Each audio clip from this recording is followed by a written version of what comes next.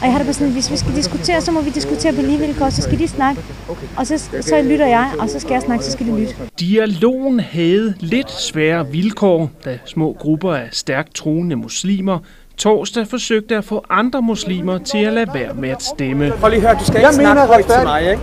Prøv at høre, der snakker højt til mig. Det er dig, der snakker. Både her i Tingbjerg, men lige snart vi er her, så tør hun ikke. Og her på Nørrebro. Ja, vi ved godt, at de alligevel ikke gør noget for vores religion. Ja, men hvorfor stemmer I så? Men vi skal også tænke på vores uddannelse. Vi bor også her. Blev der delt brochurer og holdninger ud. Ja. Jeg har det ikke godt. Hvis jeg ikke stemmer, så er jeg blevet hjemme. Ja. Så de ved ikke noget om mig, hvordan jeg har det. Men dialogen, den havde det svært. Jeg er ikke muslim længere. Så perfekt. Også fordi jeg er homoseksuel. Okay, altså derfor du ikke er muslim? Ved Rådmandsgade skole fik formanden for valgstedet nok. Hvis I skal snakke med nogen, så skub over på den anden side af fortovet. Og den udstrakte hånd i Tingbjerg, den blev i lommen. Ja. En muslimsk kvinde må ikke give hånd til en mand. Nu må han stærke vogn. Prøv med dig. Jeg kan også godt give en hånd til dig, medmindre du synes, jeg er uren. Det er ikke nogen uren at gøre. Vil du give mig din hånd? Det vil Allah sige, profeten siger. Vil du give mig din hånd, eller hvad? Nå. Det er ikke tilladt i Så kan vi ikke snakke, jo.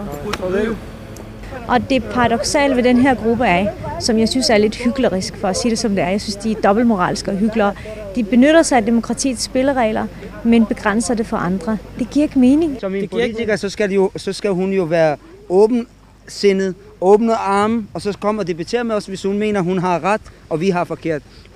Jamen, hvad er det, du vil forklare hende? Jeg vil forklare hende, hvad er min synspunkt, og hvorfor jeg ikke stemmer, og hvorfor vi forhindrer folk i at stemme. Det vil jeg forklare hende, så hun forstår det, og ikke giver mig øgenavn, at jeg er Hizb ut-Tahrir og så videre. Det er jeg jo ikke. Og hun står og siger, at vi er Hizb ut-Tahrir og så videre i fjernsyn, men det er vi jo ikke. Man kan ikke sige, at jeg vil gerne benytte mig af de her rammer, der giver mig lov til at have min ytringsfrihed, min forsamlingsfrihed, men i øvrigt så vil jeg gerne begrænse din. Men er det ikke en del af de demokratiske spilleregler? Jo, men det giver bare ikke mening at begrænse andres ytringsfrihed. Man kan jo sagtens have sådan separate holdninger. Jeg har da ikke noget imod, at de har deres holdninger. Jeg skal bare have mine holdninger i fred og ro, og have lov til at praktisere det, jeg har lyst til. For eksempel at gå ind og stemme herinde inde i Tingbjerg skole. Men skal der ikke være plads til, hvis man vil have en sharia-lov i Danmark? Skal der så ikke være plads til det? Sharia-lov passer ikke ind i dansk demokrati.